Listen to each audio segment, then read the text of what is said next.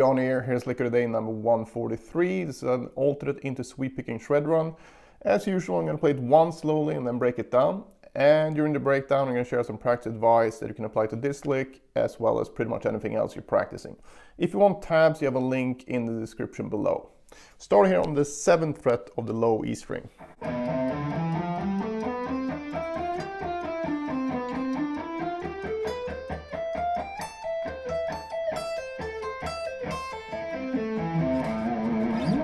Alright, so this one is based on the A natural minor scale, so just a normal minor scale, in other words. We start here with this 6-note pattern. It'll be 7, 8, 10 on both the E and A string, starting with a downstroke. Then we go up to the 7th fret here on the D string, and we're going to play sort of the opposite of that pattern. Not really, but kind of. It's a 1, 3, 4 instead of a 1, 2, 4 pattern. So we have 7, 9, 10 on D and G. And then you shift up. You don't want to slide. No sliding sounds. So try to get this as clean as possible. Right? And then this one is going to be the same notes as we played here, just in reverse. So we got 12, 10, 9, 12, 10, 9. And we shift up again to the 10th fret. And now we're going to go up 10, 12, 14 on both strings. So it's quite a handy lick in that sense, because you have, on each pair of strings, you have the same fingering. So 1, 2, 4, 1, 3, 4, shift up, 1, 2, 4, but in reverse. And then shift up again, and now it's 2 whole steps, and it depends on what you're comfortable with. I tend to use both, but in this case, I'm going to be using 1, 2, 4. So, and then the next string is going to be the same notes we started with again. Right, so 12, 13, 15 on B and E. And then we're going to end up on the A note here with a downstroke, if you kept the alternate picking going. So, from the beginning.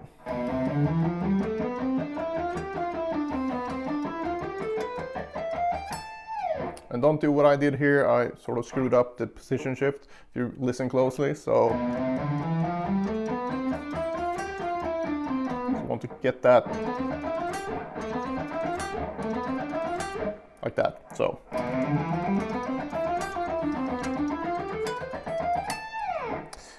from this point, it's going to be this 2-string sweep pattern.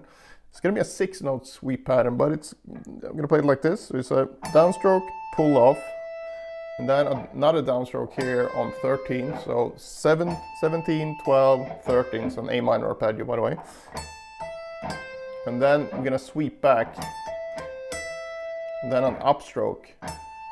So we got 1, 2, 3, whoops, 1, 2, 3, 4, 5, 6.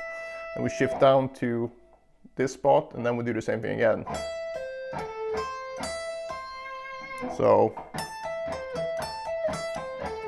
only difference here is that I start this one with an upstroke. Doesn't really matter because you have a pull off in between, so whether you go down or up here doesn't matter. You do want to hit this note with a down though, so you can get the sweep. And then finally we're going to go down this arpeggio. And I notated this as septuplets, so 1, 2, 3, 4, 5, 6, 7, and then so we can end up on 1 here. And if you listen to my fast version as well, I kind of do speed up a bit here.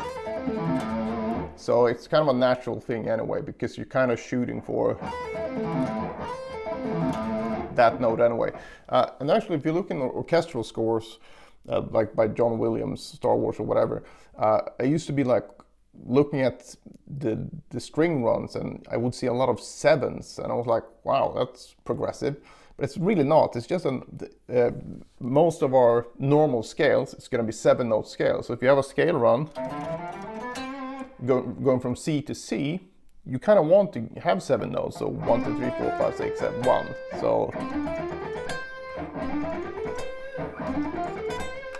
So it doesn't work out that well with 6 notes or 16 notes. I mean, you could make it work, but a lot of the times when you just want that bring type of accent, which it really is in orchestral music, it's not really about scale drum per se. It's more like almost like a brain, like a snare drum thing, but which leads up to the next bar usually. But that's a very natural thing, though, even though we're sort of taught to be like, oh no, 7 notes, that's really scary. But it's a very natural thing if you practice it. So it doesn't sound weird to our ear at all. So if you haven't tried that out, that's a good thing to sort of check out anyway. All right, practice-wise here, move everything in half steps. I've been doing this a ton myself lately, and it's amazing how well it works. You just keep your chops in shape, and also in general improving your technique. And I mentioned this a few days ago, where when you move things around, you don't have to do the whole thing either. Just take a part of the lick. Maybe you do that, and then you move it up a half step. Really challenges your brain to see the pattern for what it is and not get stuck on following the dots on the guitar. So, and also start down here obviously and go as high as you can. So a good way would be to divide the lick up into smaller sections, and maybe so I went from here to there, so 1 2 3 4 5 6, 1 2 3 4 5 6. So basically 3 beats and ending on the 4th. And then you can do the same thing, but maybe you start on the second group of the second beat basically. So you go 2 3 4 and then 1 of the next bar. So again, we do 3 beats and end on the 4th, and then you can move that around in half step. So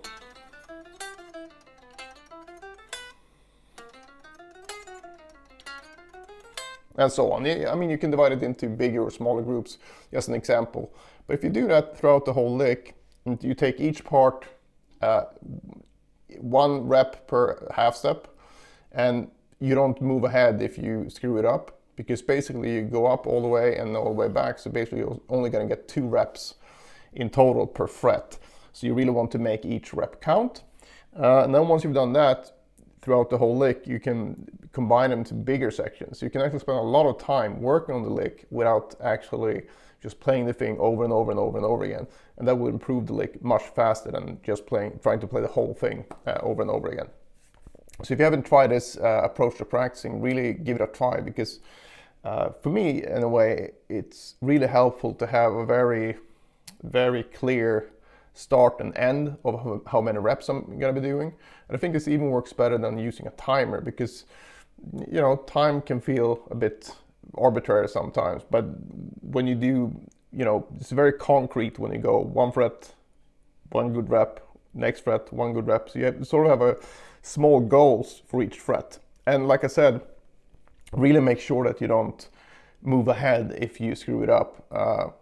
So keep the tempo as low as you need to keep it. And as you get up the fretboard or down the fretboard, depending on the phrase, make sure that you adapt the tempo so you can actually play everything equally well up here when it's really tight as down here.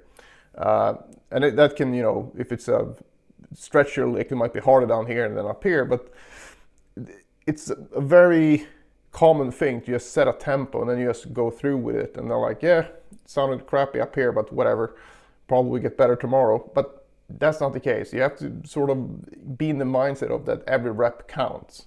It's not about it's a bad thing if you make a mistake, as long as you correct it. But that's the thing, right? And if you find that you keep screwing up at a particular fret several times, you're definitely practicing too fast or something is going wrong. So it can be a really good way to keep you honest using this technique if you do it the correct way. If you just play each fret and you don't really care, you just want to get through with it, then it's not going to help you at all, I think. So make sure that you have the accuracy and how good it feels to play it. That should be your priorities. Speed will come as you do more and more reps. So give that a try. Let me know if you have any questions in the comments. Otherwise, I hope you enjoyed it, and see you in the next one.